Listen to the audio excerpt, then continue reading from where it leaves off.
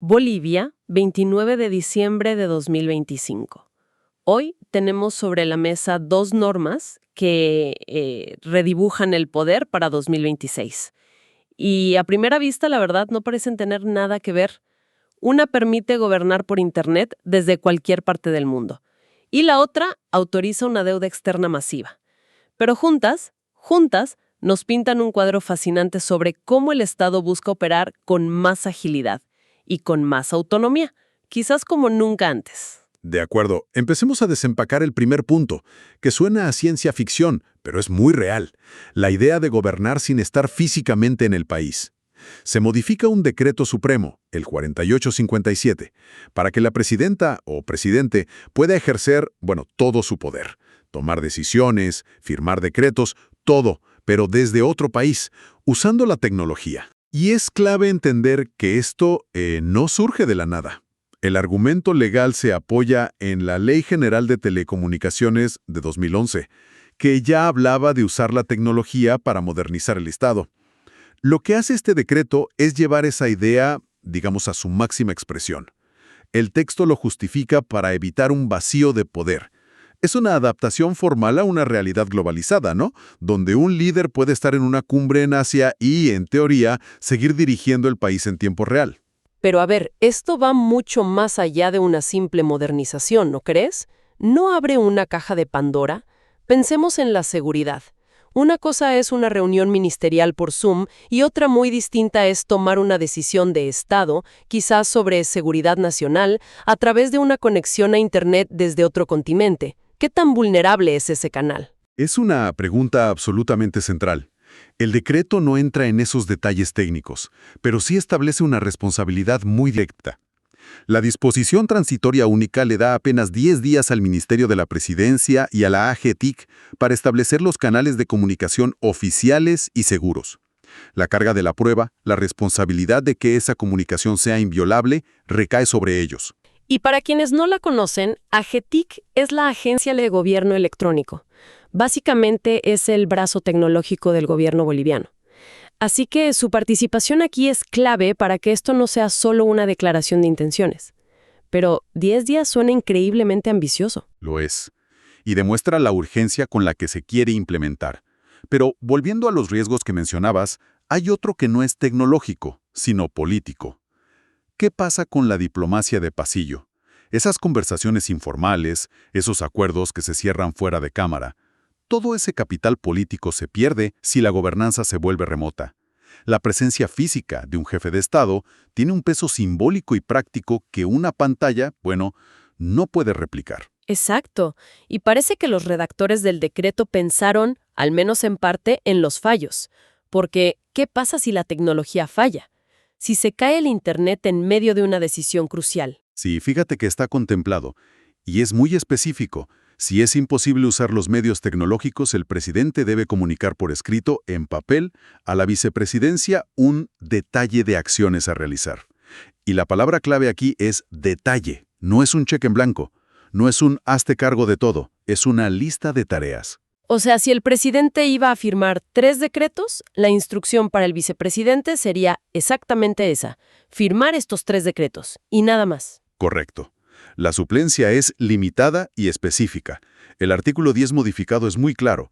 El vicepresidente actuará estrictamente en el marco de ese detalle. Y hay otro control. Siempre debe hacerlo en coordinación con el ministro de la Presidencia. El mandato además se interrumpe automáticamente en el instante en que el presidente pisa territorio nacional nuevamente. Es un mecanismo de control muy, muy preciso. Es fascinante. Es como un algoritmo legal para asegurar la continuidad del gobierno a toda costa. Y esta idea de asegurar que la máquina no se detenga nos lleva directo al segundo punto: el dinero. Porque sin presupuesto no hay gobierno que funcione, esté donde esté el presidente. Y la forma en que se aprobó el de 2026 es igual de llamativa. Muy llamativa. La Ley 705, que aprueba el presupuesto general del Estado, empieza declarando algo fundamental. Entra en vigencia porque la Asamblea Legislativa no la aprobó en el plazo constitucional de 60 días. Lo cual ya nos dice mucho del clima político, ¿no? Esto no es un simple trámite. Para nada, es un síntoma. La Constitución, en sus artículos 158 y 164, prevé este mecanismo como una especie de válvula de seguridad. Si el legislativo no llega a un acuerdo, el país no puede paralizarse. El proyecto del Ejecutivo se convierte en ley. Por un lado, asegura la gobernabilidad. Por otro, pues, evidencia una fractura política. Hablemos de las cifras, porque son enormes. El presupuesto agregado es de casi 378.000 millones de bolivianos y el consolidado de unos 298.000 millones. Hay una diferencia de 80.000 millones. Para que se entienda bien, ¿por qué estos dos montos? ¿Cuál es el que realmente importa? La diferencia es clave para no marearse con los números. El presupuesto agregado suma todo, los presupuestos de todas las entidades públicas y también las transferencias de dinero entre ellas. Ahí es donde se infla la cifra. Claro, se estaría contando el mismo dinero dos veces. Exacto.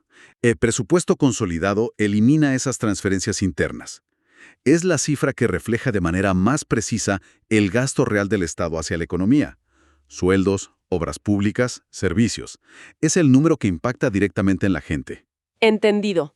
Ahora, dentro de esta ley hay un artículo que es, creo, el corazón financiero de todo. El artículo 7. Se autoriza al Ministerio de Economía a contraer deuda en mercados externos por hasta 3.500 millones de dólares. Es una cifra monumental. ¿Para qué específicamente es este dinero? El texto especifica dos fines: apoyo presupuestario y manejo de pasivos. Apoyo presupuestario es bastante directo. Dinero para cubrir gastos del gobierno, para tapar el déficit. Pero el manejo de pasivos es más técnico, aunque igual de importante. Suena a jerga de Wall Street. Y un poco lo es, pero se puede explicar fácil. Es como si una persona tuviera una deuda en su tarjeta de crédito con un interés altísimo. Si el banco le ofrece un préstamo personal con un interés mucho más bajo, pues toma el préstamo barato, paga la tarjeta y se queda con una deuda más manejable. Eso es un manejo de pasivos.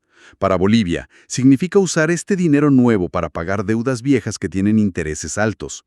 Es una operación para optimizar las finanzas del Estado. Pero un momento. Para conseguir esos 3.500 millones de dólares, las condiciones que se ofrecen a los inversores parecen una alfombra roja.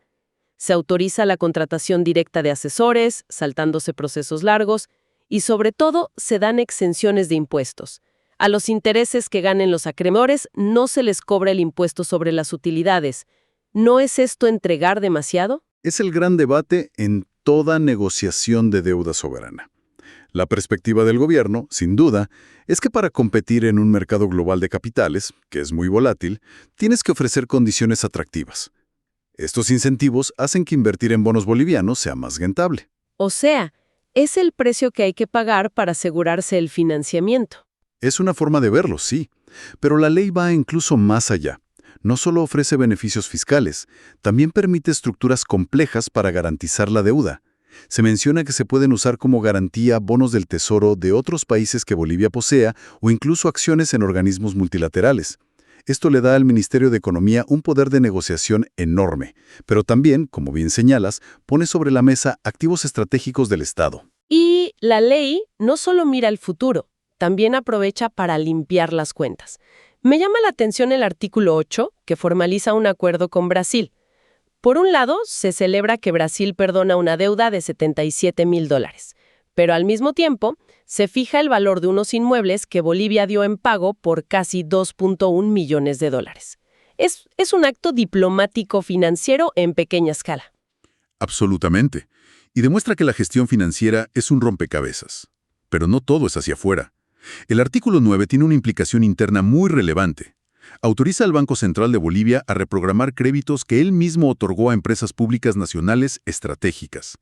Esto es, en esencia, una política de sostenimiento a sectores clave. En lugar de asfixiar a estas empresas estatales exigiéndoles que paguen ya, el Estado les da más aire, más flexibilidad. Entonces, si damos un paso atrás y miramos el cuadro completo, por un lado, un decreto que crea un ejecutivo que puede operar a distancia, inmune a las limitaciones geográficas.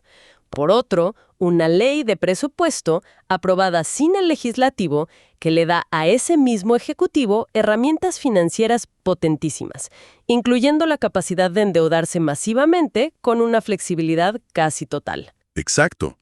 Y ahí es donde las dos normas, que parecían tan distintas, convergen en una sola idea: asegurar la continuidad operativa y financiera del Estado a toda costa. Se están construyendo mecanismos para superar cualquier obstáculo, ya sea la ausencia física del presidente o la falta de acuerdo político. Es una especie de blindaje del poder ejecutivo frente a la incertidumbre. Podría interpretarse así. Estamos viendo cómo se consolida un modelo de gestión que prioriza la agilidad y la capacidad de decisión centralizada. El mundo es rápido, los mercados son rápidos, las crisis son rápidas, y estas normas parecen ser una respuesta para que el Estado pueda moverse a esa misma velocidad. Lo que nos deja con una reflexión final para seguir pensando. Al combinar la capacidad de ejercer el poder de forma remota, casi virtual, con una autorización tan amplia para manejar miles de millones de dólares en deuda. La pregunta que surge es, ¿estamos presenciando la evolución necesaria de un modelo de Estado que se adapta para ser más eficiente en un mundo globalizado? ¿O estas herramientas, creadas para sortear obstáculos, son en realidad una respuesta a un contexto político interno que exige al Ejecutivo operar con una autonomía cada vez mayor frente a los otros poderes del Estado?